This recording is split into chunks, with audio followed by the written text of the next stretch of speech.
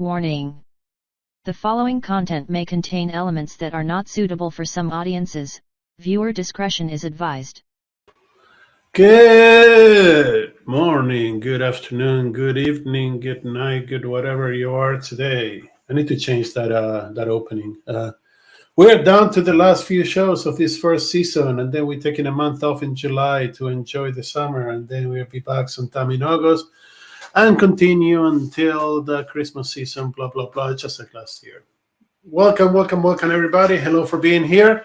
Whenever you're seeing this, whatever you're seeing this, it's a beautiful day here. It's going to be 92 today, and it's right now 73 in sunny California, Northern California. So beautiful day. A couple very, very brief announcements from the things coming up. Let me look it up. It's right here, and then I lost it. Let's see. Next week, we're going to be off because I'm at a conference in Orlando. So there's going to be no show. The week after that, on the 28th, Denise Holt is going to come and join us to talk about the next models for AI, talking about inference, talking about now that LLMs suck and they're not doing the job, what can you go looking for? Then on the 11th, we're out again for another event, client event. And then we're going to finish the year with two wonderful events. Number one, Mr. Dan Miller, the godfather of chatbots or whatever the hell his title is, going to be talking about conversational AI. And then the final show of the year on June 25th is going to be Geek Octane, who's going to be talking about supply chain and how we're actually ignoring supply chain. So that's what's coming up. That's what we are today, etc., etc.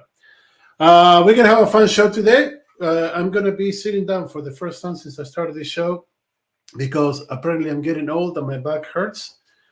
Or my back hurts because I'm out of shape, or you pick your favorite reason why my back hurts today, but I'm not going to be standing. And we are going to be talking to one of my best friends, one of the most interesting people that I ever have conversations with. And we're going to be talking about the spectrum of transformation. Say, you probably thought that transformation is one event or an outcome or a goal or an end point or something, but it's not. Transformation is actually spectrums. Starts from very simple changes and goes all the way through disruption, stopping along the way in evolution, innovation, and so forth. And we're going to have a discussion about that. We're going to have a discussion that is going to focus on like the spectrum and what you actually can do about it. And we're also going to be talking about how you can use that spectrum to make your decisions. And to do that, no better than my good friend, Alan Berkson. Alan? Esteban. How you doing, man? I thought you said the Knicks' use of AI, and I was thinking how they're tied 2-2 in their playoff, and I was wondering how they were going to use AI tonight to beat. Oh, the Knicks. Well, the SAP has been forever touting that thanks to the AI, the Formula One teams were able to become better. Blah blah blah. All the basketball teams know everything. I mean, I don't know. Everybody keeps talking about AI. The problem is none of that shit is AI. It's analytics, but we're not going to go. I have a jar of AI that I have on my counter in the kitchen. When I make my scrambled eggs, sprinkle a little AI. It makes them better. Sprinkle a little AI on, whatever. It just makes it better.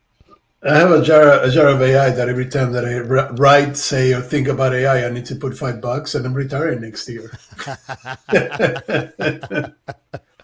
I swear I want to do something other than talk about this stupid thing that nobody understands. But hey, AI is the future. Next 2 to 3 decades of any organization are going to be absolutely neck deep in what AI means and how to do it and what are the outcomes and how you can actually do that. And it's, the spoiler alert, it's not about the data, although data plays a role, but it's not about the data. It's about understanding what you're looking for. But anyways, that's not what we're here today, is it?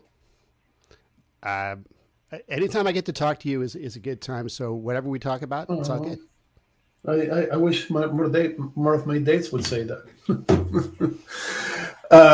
We're going to talk about transformation. Yeah, we need a rim shot like boom, boom. So, I don't have any instruments here or anything to do. You don't have like sound effects or something? I mean, it's going to take me a while to Google. So it's just vamp a little bit when I Google rim shot sound effect. That's right. So, anyways, what are we talking about today?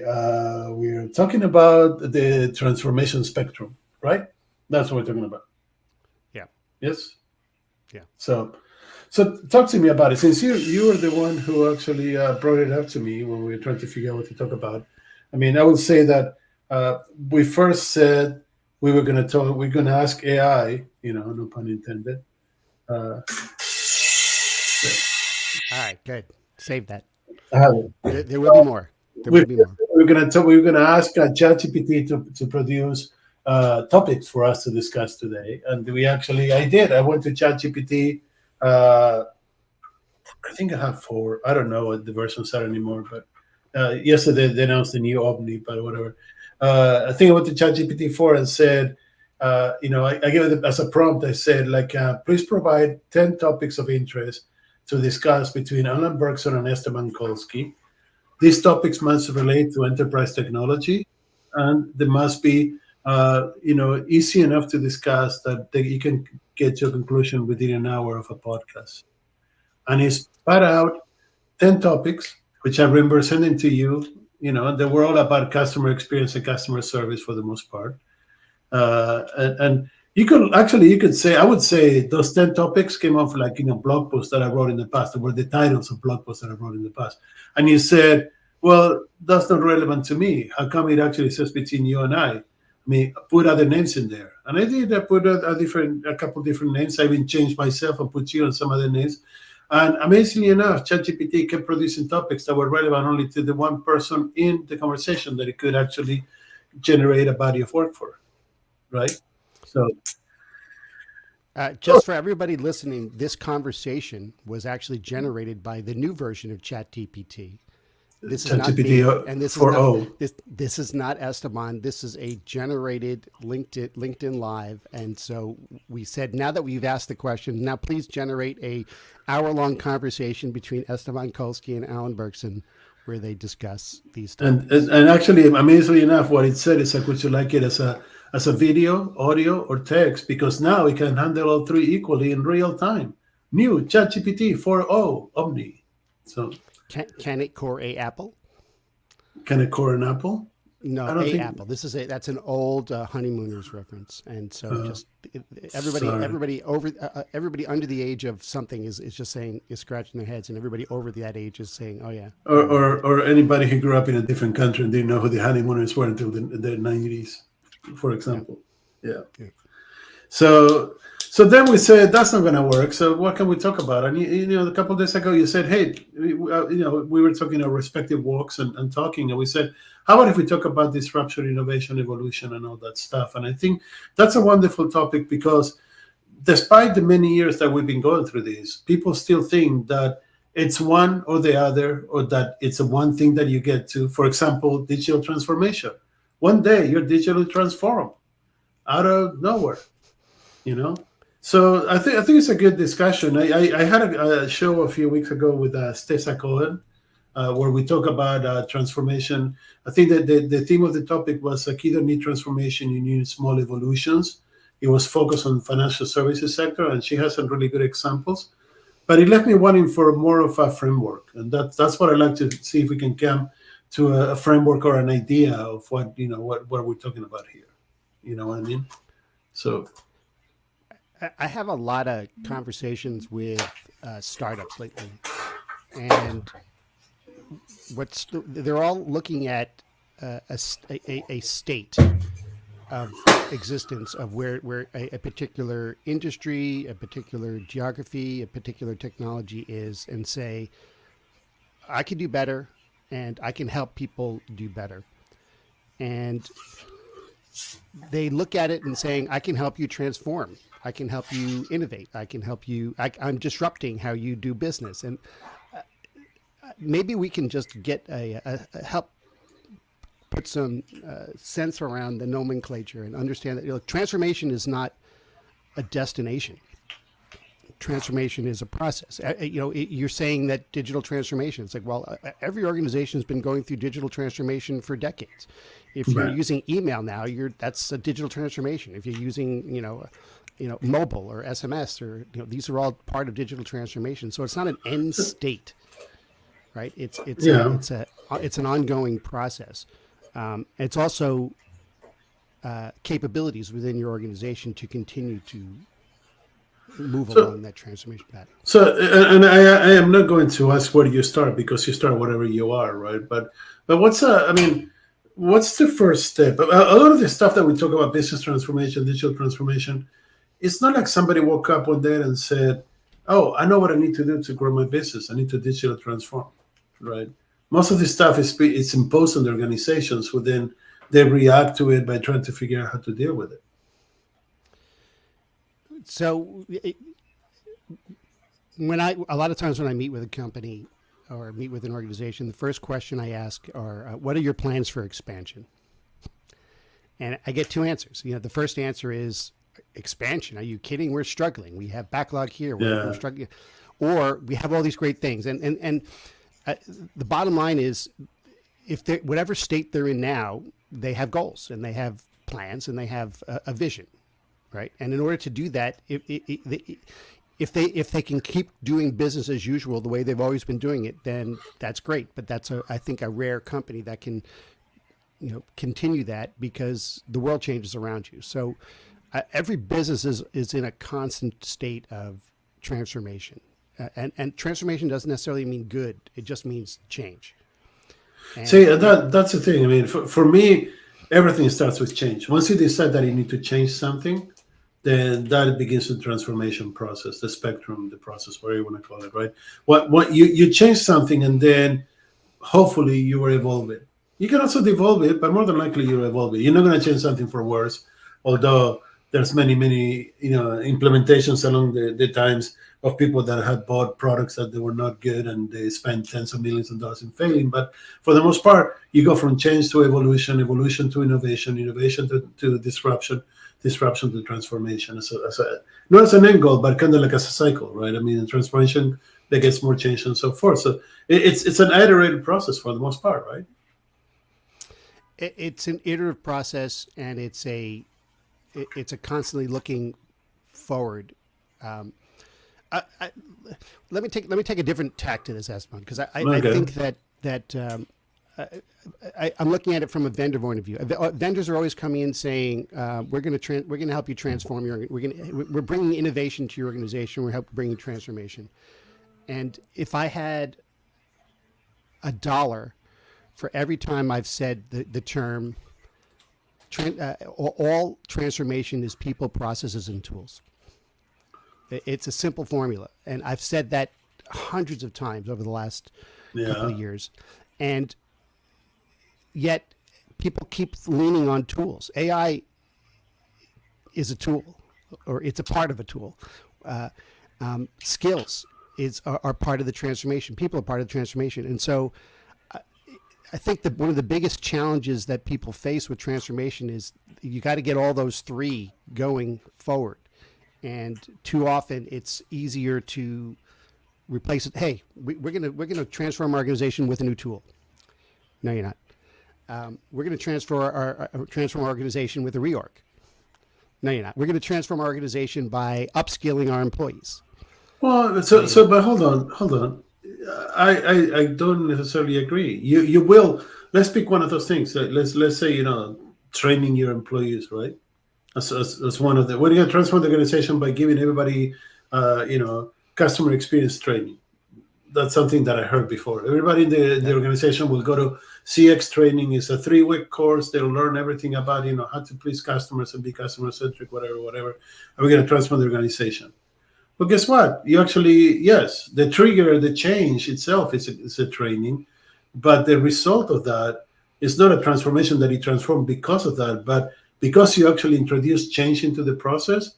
Now the processes will begin to evolve, to innovate, and potentially disrupt, and that's what's going to lead to transformation. Not that you're going to change because of one, but because one begets the other, that begets the other, that begets the other. It's kind of like biblical. I think when they're disconnected, Esteban. So if I give all of my organization training in CX, but I don't change my processes for how we engage with customers and how we manage knowledge and how we do all sorts but of your processes will change as a result of changing everybody's perspective about it.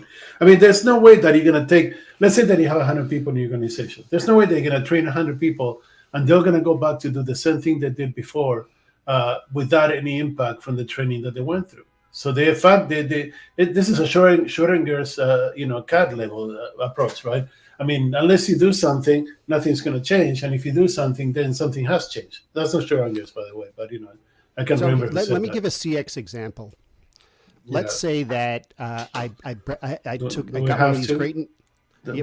one of these great new tools that helps me engage with my customers. It's a conversational interface. Just don't roll your eyes yet. No, I'm listening. Besides, when I roll my eyes, my Face ID doesn't work, and I can't play games on my phone while you're talking. So you got a new tool and in order for it to be effective, we have to have some good knowledge management, and so we've got automations in place so that if a problem has happened before, we've got a solution for it. The AI can the interface can engage with a customer and solve a problem. And if the problem hasn't happened before, then I probably need to escalate it to a human, because the human's going to have to use a little bit of critical thinking to figure out, okay, what's really going on? Is this a new problem? Do we have to come up with a new solution? So the tool I put in there is, you're right, part of the transformation. I can now improve my I have more I can handle more volume. I can scale better, but it's not a continuous transformation, because I need the people and the processes in place to really continue to get value out of that, because my solutions will get stale. Hold on. Let me finish. I have people with skills to solve problems, and I have processes in place, but I need a process that then takes whatever that new problem that came up. I need a process to normalize it and then get it back into my AI. And I need people who understand how to do that, that high level engagement on the complex problems, and then use, and interface with the technology. So the AI, the new tool helped me move forward, but it's sort of like pushing a parked car. If there's not the people and the processes in place, then you're not going to continue to get value out of that transformation. But okay. But here's the thing. I mean, here's the thing. For the most part, you haven't introduced the tool, means that you introduce a change. And that change is going to have effects, some of which, actually, no, let me rephrase that. Most of which you have no idea what they're going to be. You have no idea that since you introduced a tool, a whole department down in Kalamazoo, Michigan, can do things in a different way that will totally change the customer experience and result in lower costs for customer maintenance and higher revenues, right? You cannot predict those things. So the transformation is actually, every time that you do something, yes, you're going to need to actually align the people with the tools and the processes with the tools. And I would even introduce, governance and metrics to that, so you can measure and make sure that you're doing it right. But you have to align the people, the process, and the technology, so the tools together, you do. But even if you don't, just by virtue of having introduced a foreign element into a homostatic process, there will be changes. I can train everybody on CX and not change the processes, but the processes will change organically by the fact that now that they're all trained, they can spot stupid things and don't do them. And eventually, through evolution, that step will disappear, right? So I mean, things evolve naturally once you introduce a foreign element into a system, no matter what. So then that's the only thing that you need to do for transformation is pick which one you want to introduce, and then let it continue to evolve from there. No? I don't think you want to let it continue to evolve. I think that you have to have a plan. Yeah, but come on. What are the chances? What are the chances that you'll be able to predict what are the effects going to be? Seriously. You have to, and not you could be wrong, but you have to continue. Look, it's like the example I said. If I add a conversational engagement to my CX, I'm introducing a change. If I do not manage the other parts of it, I can either it can go south, or it can get stale. And so, am I really transforming, or have I just changed but then maybe I go back because somebody says, look, it doesn't work. Let's throw it out and try something else. But so let's continue that process. I mean, let's say that you do find that tool that allows you to engage better, and you throw it over the wall. You don't change anything in processes around it. You don't change the people by not training them on anything, but it just shows up. Somebody will get curious and will look into it. Somebody will get self-proficient in that and use it. Somebody will actually use that to improve the. It's not going to happen in a relatively short time, but this is what evolution is, right?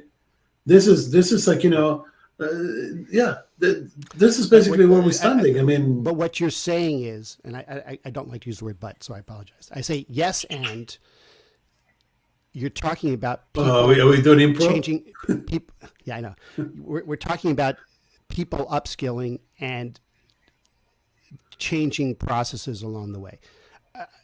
I really just think what I'm trying to focus on here is if you introduce a change in one of those three legs of the stool, if you change people's skills or bring new people in to solve a problem, if you change your processes, or if you bring in a new tool, the other two are critical for getting the value out of whatever that change is to really get a transformation for your organization.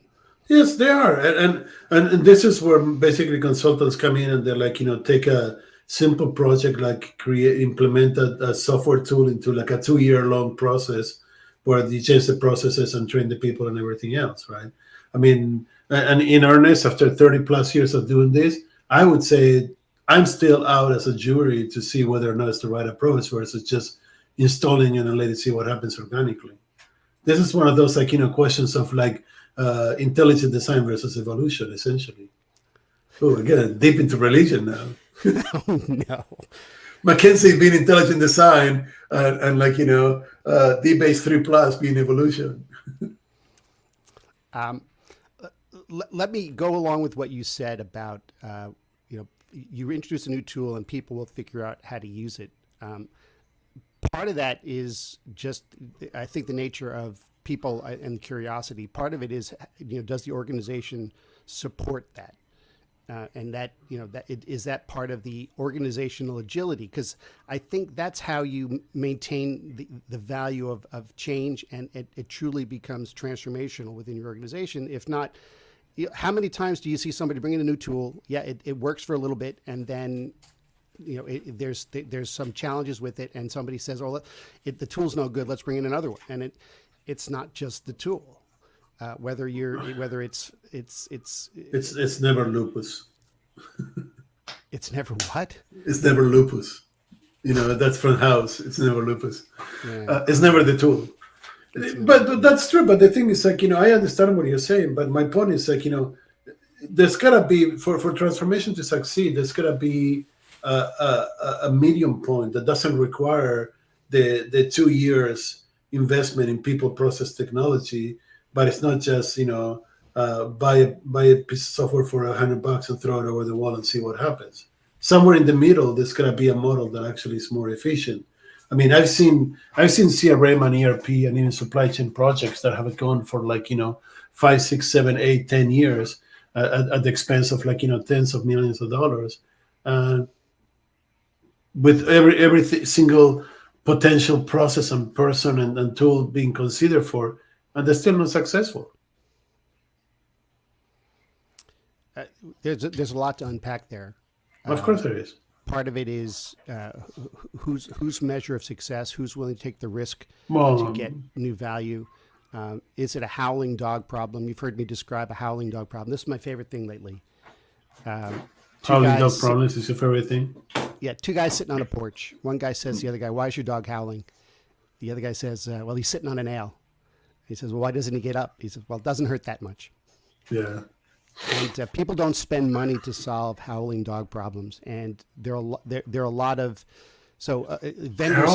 They're all howling dog problems.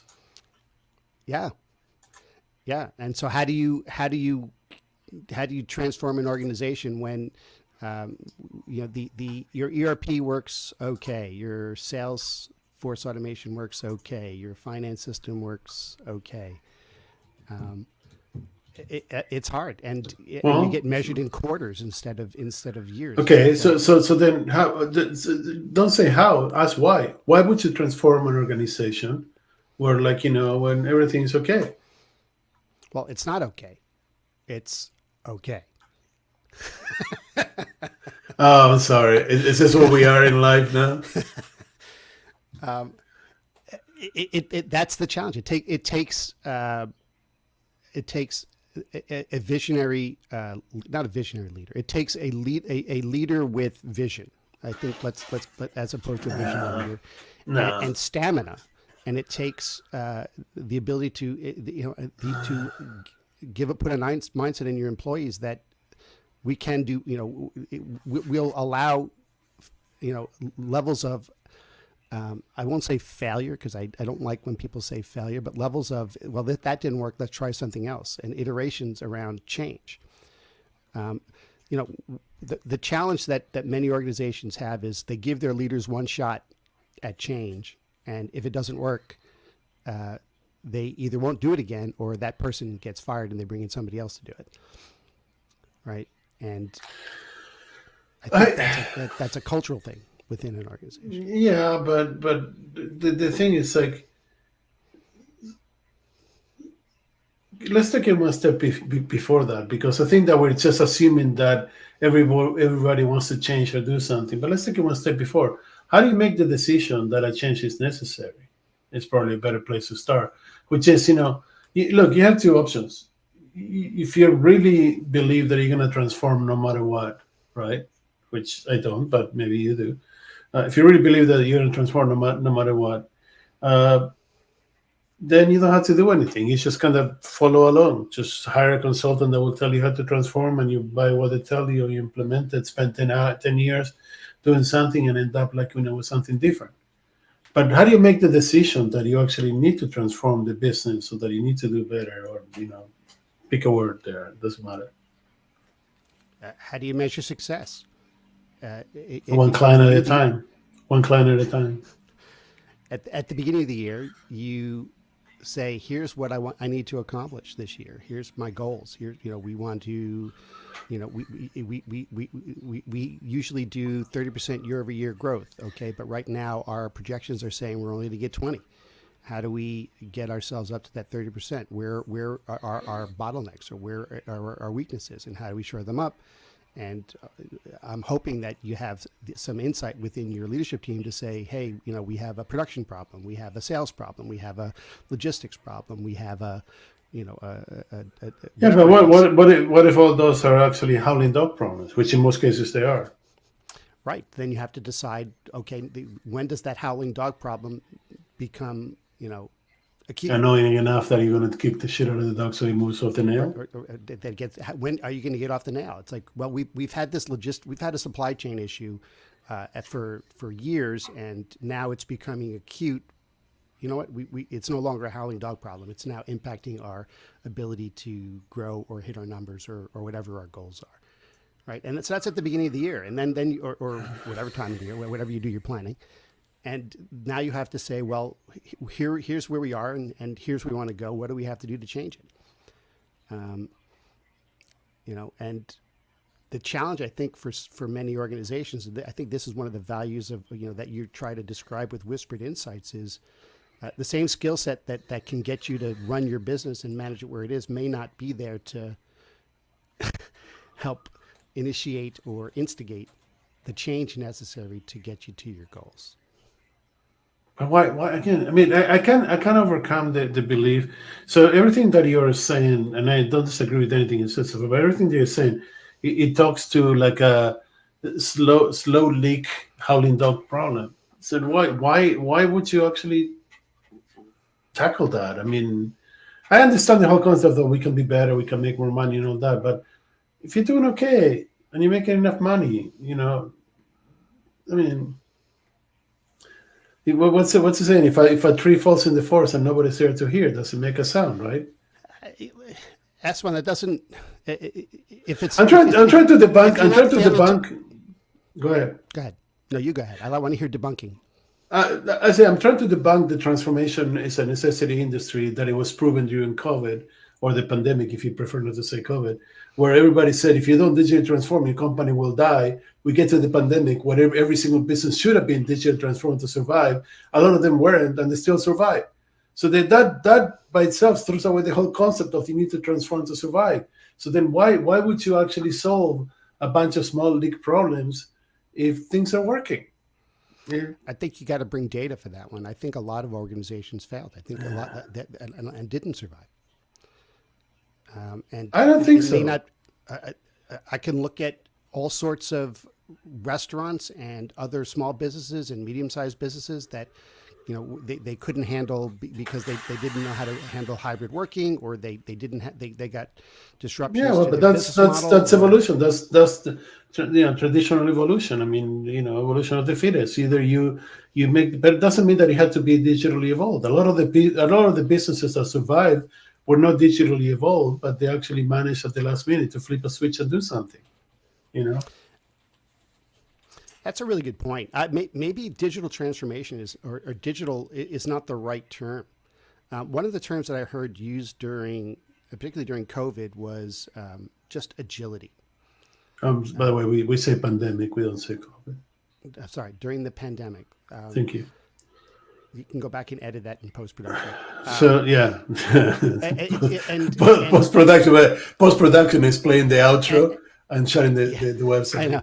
And in some respects, I'm just thinking this out loud. We say digital transformation, but what do we mean when we say digital transformation? We're saying, are you in a position to be agile and move quickly and adjust to changing market conditions and macroeconomics and your competition? And maybe we're post-digital. And and it's just. I know we are post-digital. I've been saying that for like a decade now. Yeah. Right. I think that digital transformation it's run its course at least 5 to 10 years ago. It was skewed for a while, 10 years, 15 years ago when we started, but after that, it became part of the norm. It's not. You don't transform over like 2 decades. You evolve over 2 decades, but you transform immediately or you don't. You embrace the transformation as an outcome. And then you evolve and you change and you innovate and you disrupt or something. No. So let me throw the question back at you. What does that mean? What is that transformation, or what does that what does that mean for organizations? What are they aspiring to? What is transformation? Why change? And why have that's what I'm asking. This is what I'm asking. Why change? No. They change because sometimes if you stand still, the world passes you by. If you don't change, the Ferris Bueller. Bueller. Yeah, to stop. Bueller. Anybody? Bueller. What was the closing scene of Ferris Bueller? It's like the world moves fast. You got to stop once in a while to smell the roses. If not, the world goes by you.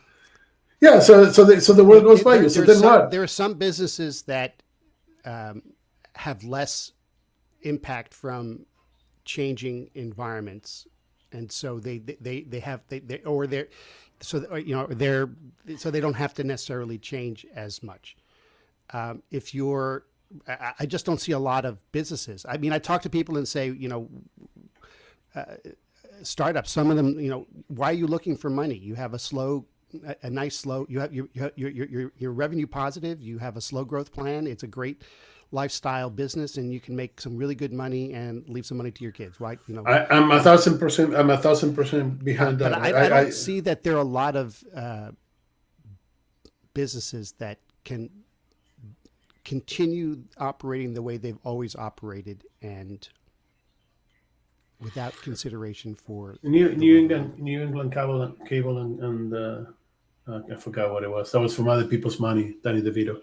I disagree. I think that there's a lot of businesses that can continue to operate traditionally without having to undergo transformation, disruption, innovation, or even change. I mean, you live in New York. The people that you go by, if you live in a normal part of New York, you got many different stores that you go to buy, like, the different groceries. You go to to the produce market to get, produce and fruit. You You can't go go there. to the big, They've turned over so much in the last 20 years. You but can't they're still there. They're still no, there. there are new ones there. Okay, so get out of New York that it's become a metropolis and move to like smaller towns where you have all these different ones. And I mean, if I go back to Argentina and I want to buy like Because good there's fruit, less change around them. There's less innovation. There's less impact on on the other macro factors: change in population, change in demand, change in supply, okay, change in. however you're gonna put it. But then If there are you other, don't if there's no need. changes, if you're in an environment where there's no other change, that the population's the same, the macro's the same, and there's no other competition, there's no other. Sure, continue doing business. That's great. It just doesn't happen that often, Esteban. Why At not? least I don't think so. I know. Why can I change that to be? We have no way of knowing if that should happen because we assume for so long that enterprises need to transform and change and evolve and innovate and disrupt and whatever, that they do it by reflex. So therefore, we don't know if you could have an organization that works the same way that it did 20 years ago or 10 years ago. Okay. Can we say the people like McKinsey and Accenture and Tata and all these guys that get money on management consulting are incentivized to propose to management change, constant change, forever change, and because they do that, we'll never know if a business could stay. Can we say also, you mentioned startups before, that we say that because we need to feed the startup environment, all these startups proposing changes that may not be necessary, but what the fuck, somebody did it, let's repeat it. Or, it sounds interesting enough that I'm going to try it or whatever. But we never actually took the chance of saying, no, we're not going to do that. So we don't know what would happen. I like the direction this is going. One of the things we've talked about a lot in the past is you bring in a new leader into your organization. You're growing. You need to bring in a new leader. How often does that new leader look around and say, everything's great, I'm going to say. What's that? Yeah, the same thing is said. Everything's great. We're not changing anything. Yeah. We're not changing anything. This is great. Keep going as you were. Yeah. I'm going to say that doesn't exist, but sure, let's go with that. Pretend that it no, does. Yes. I agree with you, and we've talked about this before, and so one of the challenges organizations face is egos, and just these are people who are human making decisions, and someone comes in and says, you hired me for what I did somewhere else, so I'm going to take what I did somewhere else and do it here. That is absolutely the worst reason to hire somebody, by the way. Okay, to have them replicate what they did elsewhere in your organization. I mean, you want to talk about something that will fail? It's absolutely that. It's like, oh, you did this at organization A, so come and do it again here. It's going to fail.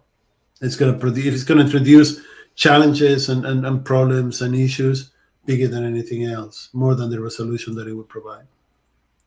You're preaching to the choir. I've watched. I know. So then our entire business transformation world that we live in is predicated on the fact that it's a flawed model. It's a flawed model. I'm just saying. Okay. And if it is a flawed model, then we're talking about maybe we shouldn't do it. Maybe we should stop doing all this stuff. Maybe we stop seeking change, innovation, disruption, evolution, and all this, and just focus on what we do right and just continue to do it right. Isn't that like, the fucking number one premise of like customer experience is find what your customers want, do it right, and keep repeating it?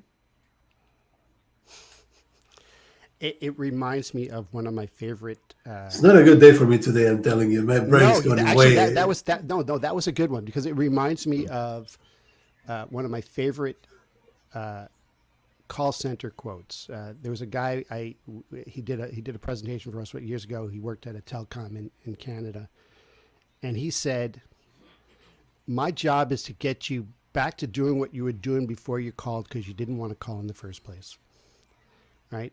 My job is not to wow you. My job is not to delight you. My job is not to, blow your socks off or whatever expression. It's just get you back to doing what you were doing before.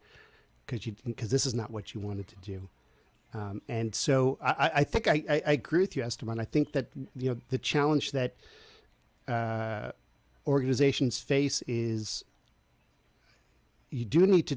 There will be times when you need to have change and innovation and even disruption within your organization, but not just. But it's not necessarily an imperative, and it's not all the time. So let's talk about these times. How do you know? How do you know you're living through a time or a moment when you need to introduce change and transformation and everything else? If you have Esteban Kolsky on your payroll, and No. The people bring me so the people that work with me, they work with me so they feel better than they're actually trying to address something that they're not going to do anything about. I think that's actually a great question, and it's a challenge.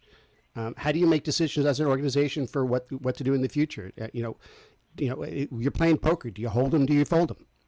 Do you double down? I mean, Dude, I only fold my laundry, and that's once every 3 weeks. But seriously, I mean, how do you make the decision that something needs to change? I mean, we can live with I hate to use the paradigm of the boiling frog, because it's proven scientifically that frogs will not stay in a pond where the water begins. It's a stupid idea, but we can live in warm water as long as it doesn't burn us. We can sit in the pot of boiling water that is not yet boiling, that is slowly getting warmer until it gets to a point that it's warm and nice, and I'll stay there. Or make it cooler, and then you don't have to worry about getting out. That's do you wait it out because it's you have enough. You've done a good enough job of building some either a war chest or some resilience or into your business, and you don't need to. You don't need to change. You just need to stay the course and have the that's hard. That's the $1 trillion question. How do you know when to change within your organization? But I do know that change for the sake of change is what too many organizations do. And so we go back to McKinsey and Friends. I think the management consulting model is due for a refresh.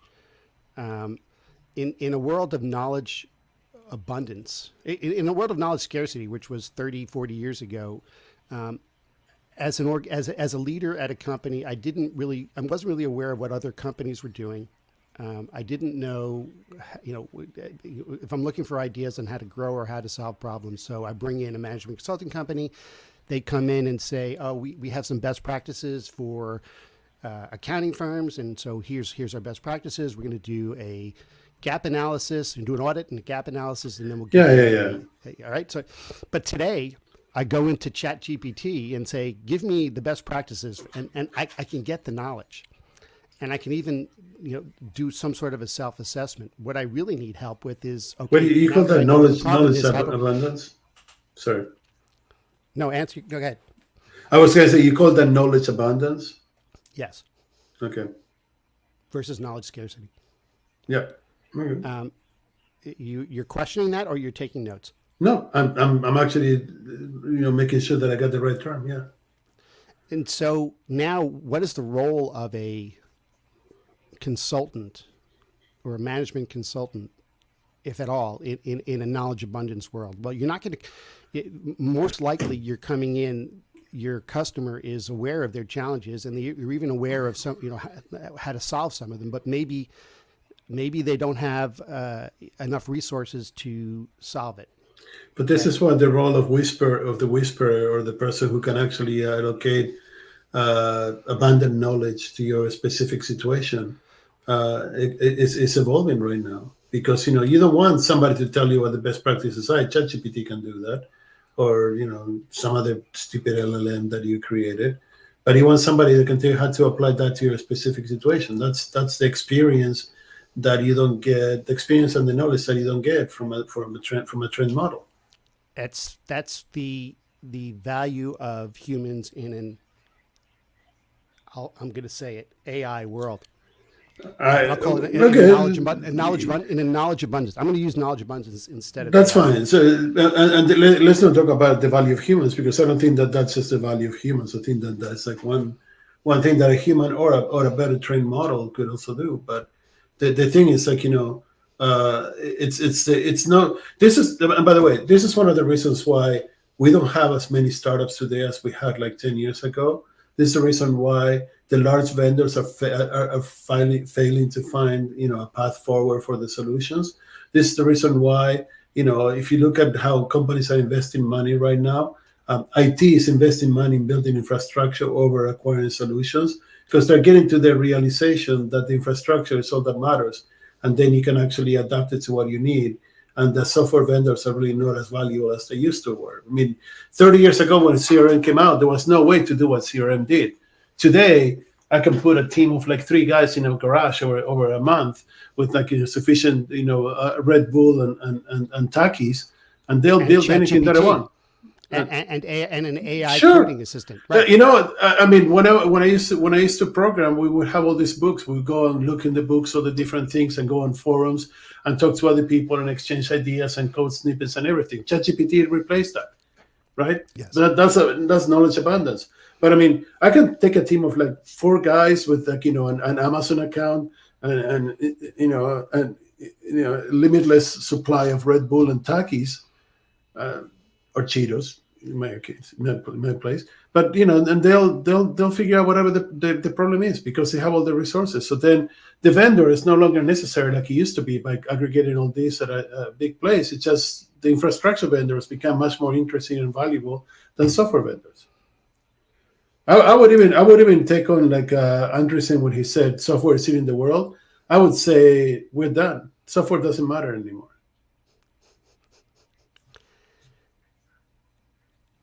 There's an abstraction layer above software, just like systems of record don't matter anymore. There's abstraction layers everywhere. Absolutely. Systems of records don't matter anymore. People keep talking about, you need clean data. You don't need clean data. Data is absolutely useless. Seriously. You need signal stripping, pattern identification, pattern matching, and execution. You don't need data. You have data. I promise you. You have more data, or whatever you want to call it, that you could ever do anything with. Cleaning it up won't do anything. It's the recognition that we're entering a different world where, like, all these things will become part of the ongoing natural evolution. I think that is more interesting to me. If you're still stuck on how you're going to do CX and try to come up with a feedback system that will like capture customers' comments to do CX, you're missing the fucking point of where we are today in history and what do you have accessible to you. If you use Shopify, you completely miss the point of like selling, You just want somebody to make it easy for you. You don't want to do it right. You don't want to like integrate into your company. Anyway, I've been calling Carmaccio often. So you said 2 things which I'm not sure I correlate. Okay. The piece about customer reviews and stuff, I get that. The Shopify. So you're saying by using something like a Shopify, I am. If it wasn't for the pandemic, Shopify would cease to exist already. Because I could build. It was a flip. It was a switch flip. It was a switch flip commerce solution. It's horrible. It's a fucking. It's a egregious violation of like humanity to use Shopify. It doesn't do anything. Commerce is such a simple operation that to think that somebody needs to provide it for you is I don't get it. But we are at the point in life where people think that they cannot do it. So I have 2 questions for you. Yeah. Related. Okay. There are billions of dollars of capital sitting, waiting to be allocated to entrepreneurs. Yeah. Fascinating, isn't it? So if I'm I guess there's 3 questions. Should I just not try to allocate capital to entrepreneurs at all and find a different way to allocate my capital? Wealth of the nations, capital allocates itself. You don't need to allocate it. Adam Smith said it. What type of startup should I look for? And I guess the flip side is if I'm a startup or I'm an entrepreneur, what should I look at doing now? This is the questions that get me in trouble, right? Because my true belief is like being in a startup today, it's not really the best investment of capital. You know, I mean, yes. Let me rephrase that.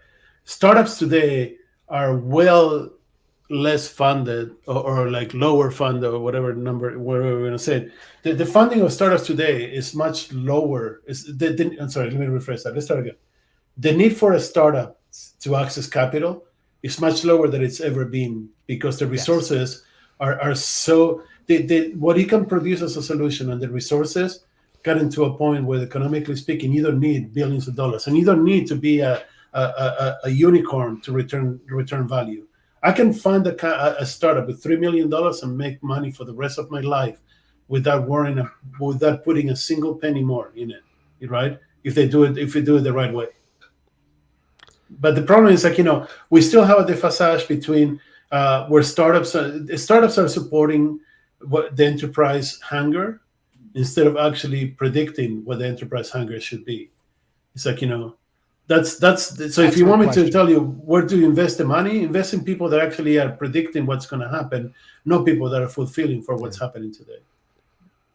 It was a long way to get there. I still think you need both because, well, unless you're saying there's enough software now, nobody needs to create any more to solve. I'm not saying that there's enough software, nobody needs to create more. I'm saying there's enough useless software, see Shopify, that we don't need any more Shopify alternatives to emerge. Yet we have dozens of Shopify alternatives because if it succeeded once, we can disrupt it and make it better.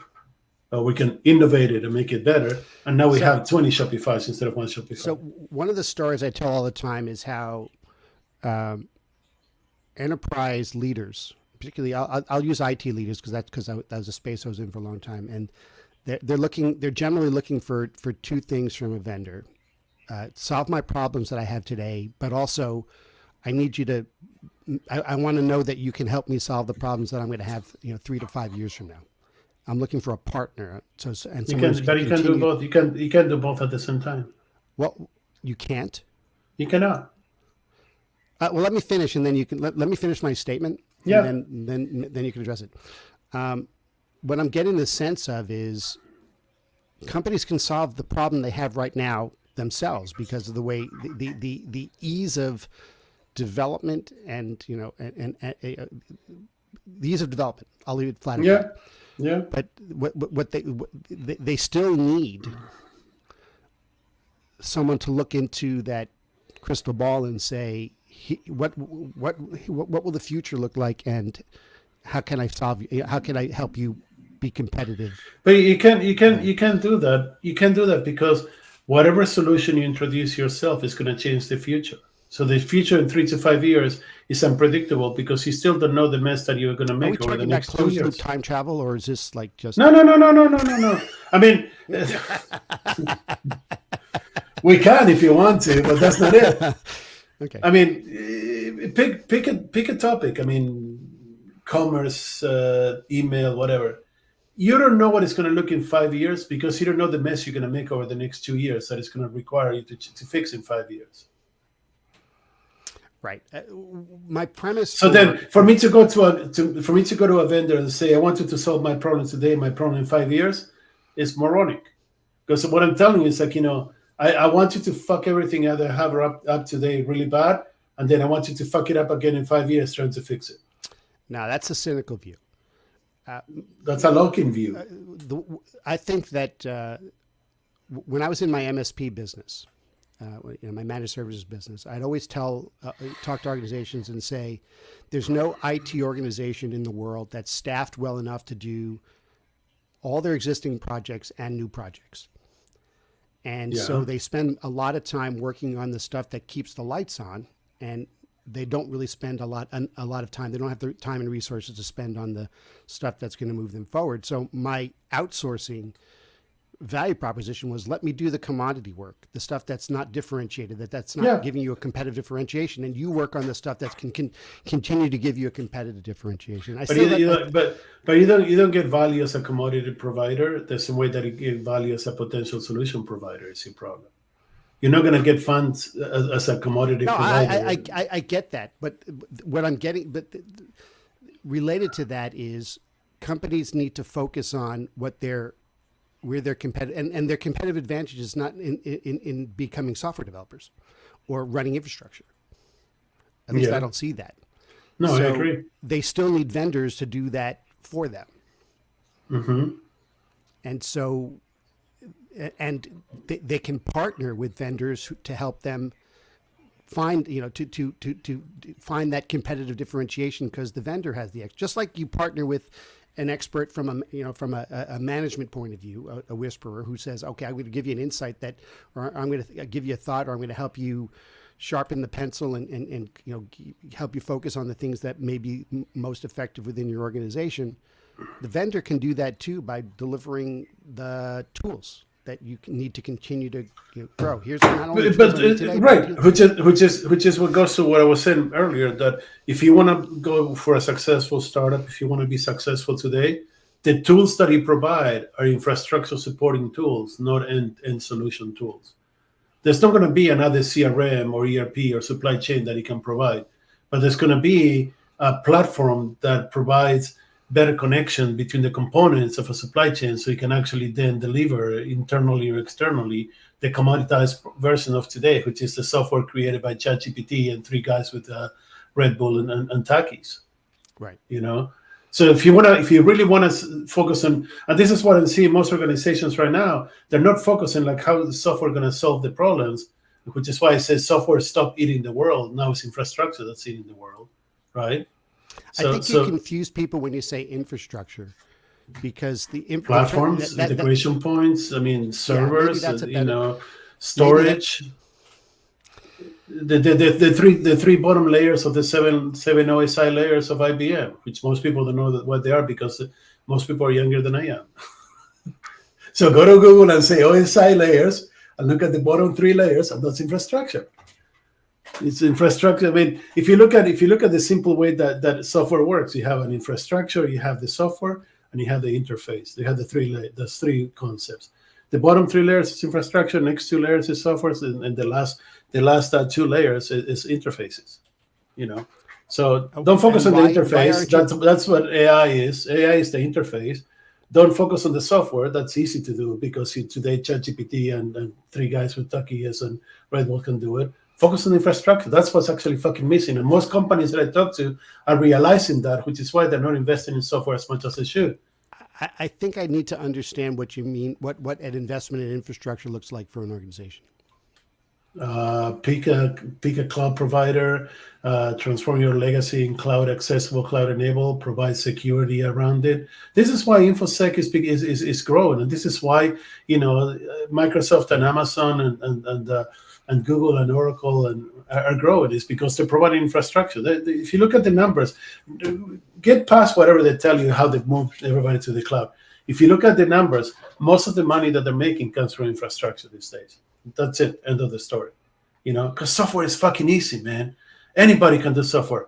I mean, I was programming 35 years ago. There's no way that you can tell me in 35 years we didn't get any better than I was programming fucking BASIC, making pictures of like Mickey Mouse.